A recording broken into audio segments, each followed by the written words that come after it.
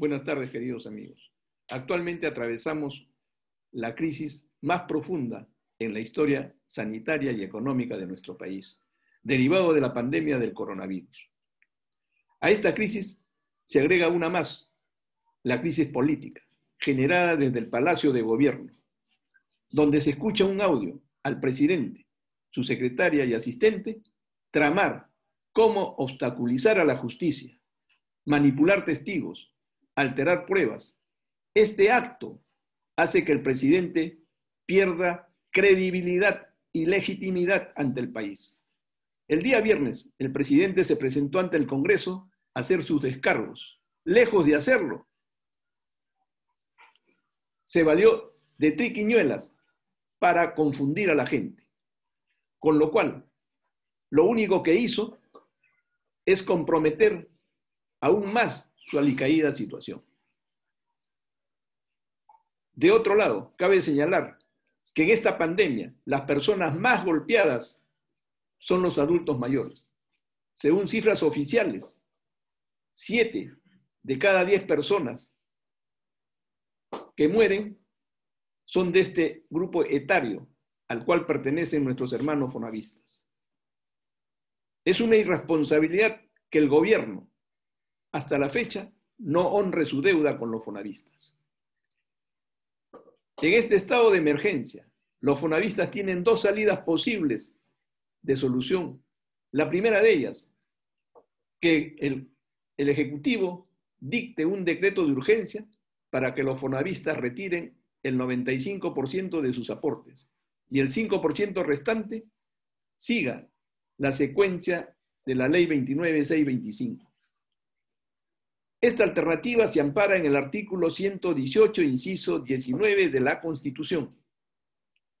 Y la segunda salida sería que el Ejecutivo otorgue un préstamo a los fonavistas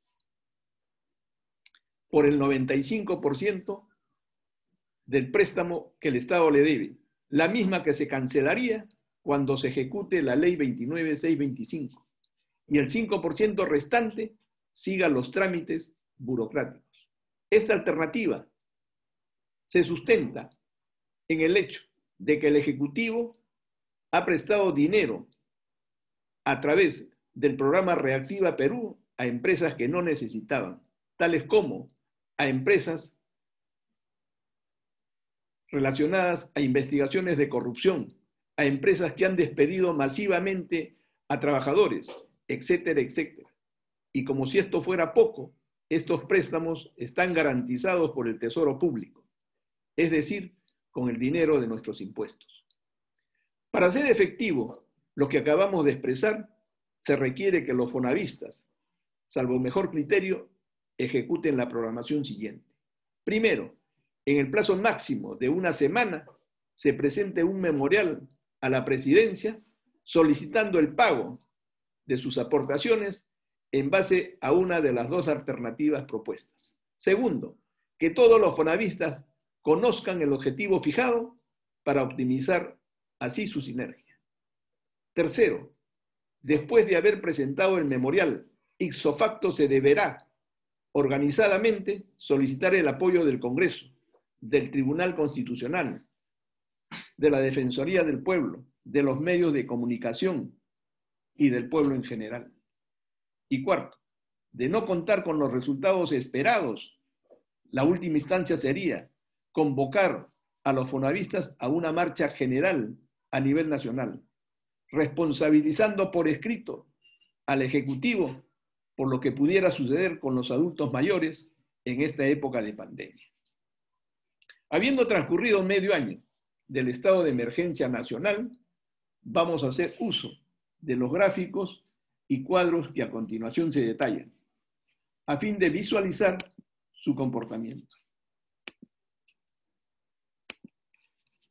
En este gráfico, lo primero que llama la atención es que en el 4º mes hay un descenso transitorio de casos confirmados.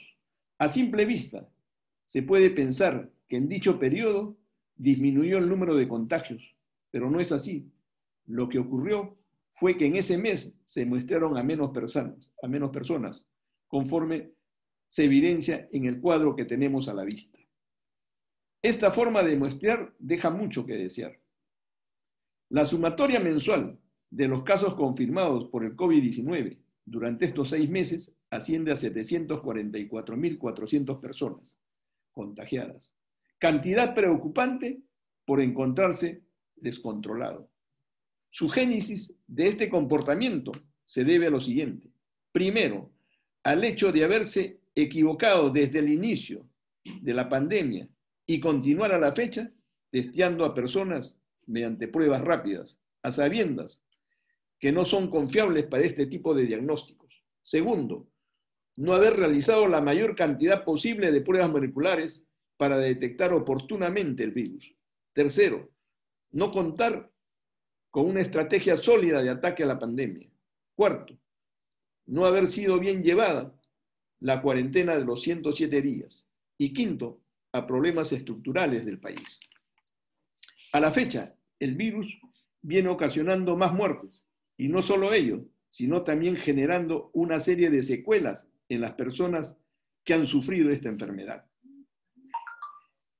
Este gráfico muestra claramente que del 16 de marzo al 15 de septiembre han dejado de existir en nuestro país 31.051 personas, de los cuales 21.647, es decir, el 70%, corresponden a personas mayores de 60 años, por ser las más vulnerables del coronavirus y las más olvidadas de este gobierno. De otro lado, el cuadro de letalidad es un indicador de la gravedad de esta pandemia. La tasa de 4.17% ubica dentro de los 5 países en el mundo con mayor letalidad. Este porcentaje significa que 4 de cada 100 personas infectadas con el COVID-19 mueren. Lo que demuestra estas cifras que hemos mostrado es la mala gestión del gobierno. Es por ello que en el mundo somos uno de los países que peor ha gestionado la crisis sanitaria y económica derivada de la pandemia del coronavirus. Finalmente debemos decir que la mejor manera de enfrentar esta pandemia es diciendo la verdad y no buscando responsables en otras personas. Y la verdad es que hemos fracasado todos. El gobierno, por no contar con un verdadero líder que nos guíe a salir del desastre en el que nos encontramos. Y del pueblo, por no tomar conciencia de la verdadera magnitud que ocasiona este virus. El gobierno dice que estamos en guerra, entonces ataquemos al enemigo, porque en estos momentos tiene acorralado a nuestro país y la única estrategia eficaz y segura que tenemos para derrotarlo es hacer una cuarentena general rígida, pero bien llevada, de por lo menos 2 semanas. En dicho periodo se deberá organizadamente testear a las personas con pruebas moleculares, casa por casa, simultáneamente encuestarlas para saber su situación actual. Estos requisitos son condiciones sine qua non para diagnosticar la situación real de nuestro país. Es decir, conocer verdaderamente los lugares donde se encuentra el virus, el número de personas infectadas por el COVID, por sexo y edad.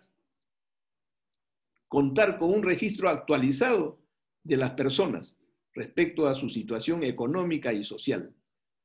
Con estos informes, recién podremos aplicar soluciones sensatas a la problemática existente. Además, servirá para comenzar a trabajar científica y no empíricamente. La improvisación deberá ceder su lugar a la planeación y el empirismo a la ciencia.